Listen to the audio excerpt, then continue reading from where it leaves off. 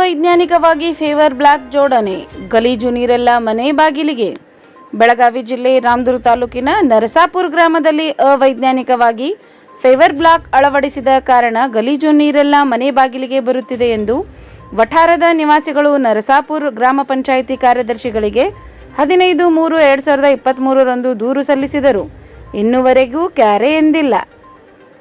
ನರಸಾಪುರ ಗ್ರಾಮದ ನಿವಾಸಿ ನಿಂಗಪ್ಪ ಪೂಜಾರವರ ಮನೆಯಿಂದ ದಸ್ತಗೀರ್ ಸಾಬ್ ಕೆಂಜಗಣ್ಣವರ ಮನೆಯವರೆಗೆ ರಸ್ತೆಗೆ ಫೇವರ್ ಬ್ಲಾಕ್ಗಳನ್ನು ಅಳವಡಿಸಲಾಗಿದೆ.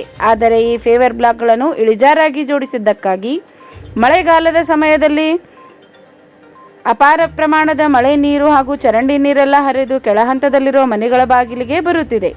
ಇದರಿಂದ ವಠಾರದ ನಿವಾಸಿಗಳಿಗೆ ಸೊಳ್ಳೆಗಳ ಕಾಟ ಹೆಚ್ಚಾಗಿದೆ. ಸಾಂಕ್ರಾಮಿಕ ರೋಗಗಳು ಹರಡುವ ಭೀತಿ ಇದೆ.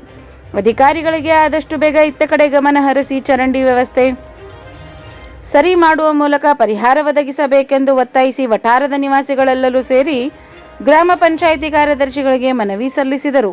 ಮಳೆಗಾಲ ಆರಂಭವಾದ ಕಾರಣ ಅಪಾರ ನೀರು ಸಂಗ್ರಹವಾಗಿ ಮಾರಣಾಂತಿಕ ಕಾಯಿಲೆಗಳು ಹರಡುವ ಭೀತಿ ಇದ್ದು, ಕೂಡಲೇ ಅಧಿಕಾರಿಗಳು ಎಚ್ಚೆತ್ತು ಸೂಕ್ತ ಕ್ರಮ ಕೈಗೊಂಡು ನಿವಾಸಿಗಳಿಗೆ ಪರಿಹಾರ ಕಲ್ಪಿಸುತ್ತಾರಾ ಎಂಬುದನ್ನು ಕಾದು ನೋಡಬೇಕಾಗಿದೆ.